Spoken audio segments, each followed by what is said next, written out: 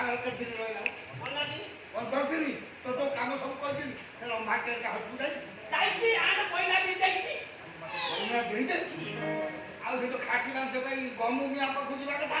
ଯାଇଛି ଆଣ୍ଡ ପଇଲା ବି ଯାଇଛି। ଦେଇଛୁ ଆଣ୍ଡଟା ଭଲ କହୁଛୁ ଦେଇ ଦେଇଛୁ ଆଉ ହେଲା। ଗଲା ମାନେ ଖାସି ମାଂସ ଗଲା, ଦିଟା କାମ ଗଲା। ଆଉ କଣ ରହିଲା ଭାଇ? ତୁ ଆଜି ଗୋଦାମ ଖୋଲିନୁ କି? ଆପଣ ମୁସ୍କୁଲି ଲୋକ ତମେ। କାମ ଉପରେ କାମ ଖାଲି ବରାଦ କରି ଚାଲିଛ। ମୁଁ ମଣିଷ ନା ଗୋଟେ ବେଶୀ। ତମ ଘର ସବୁ ଯାକ କାମ କରି ତମ ଚିନି କିରୋସିନି ଲାଟ କରିବି, ତମ ଚାଉଳରେ ବଢି ମିଶାଇବି। ମୁଁ ଚାଉଳର ବଡି ମିଶଉଛି, ଚିନି କିରୋସିନି ବ୍ଲାକ୍ କରୁଛି।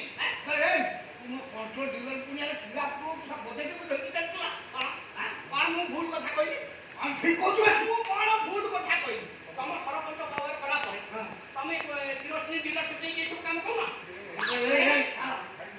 ତୁ ମୋରି ଖାଇଛୁ, ମୋରି ନିନ୍ଦା ଗାଉଛୁ। ତୋ ବାପ ମା ମରିଗଲା ପରେ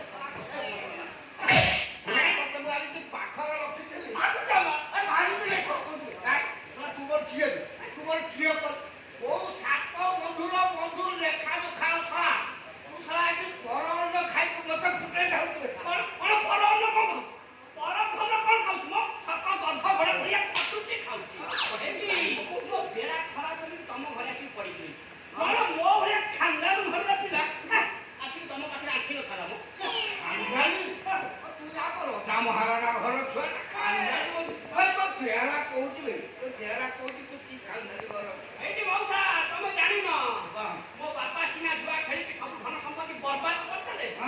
ନହେଲେ ନା ଜାଣିନ ମୋ ଜେଜେ ବାପାଙ୍କର ଆଠୁଟା ରେଳ ଥିଲା। କଣ ଥିଲା? ରେଳ। ତୁ ଚିହ୍ନି ପାରିଲେ ମରଣ ପଡିଲି। ତୋ ଜେଜେ ବାପାଙ୍କର ଗୋଟିଏଟା ହେଲିକପ୍ଟର ଥିଲା। ଆଉ ତାଙ୍କ ବାପାଙ୍କର ଦିଟା। କଣ ଦିଟା? ନଦୀ ଥିଲା। ଏଇଟା ପୁରା ଭୁଲ କହିଲୁ।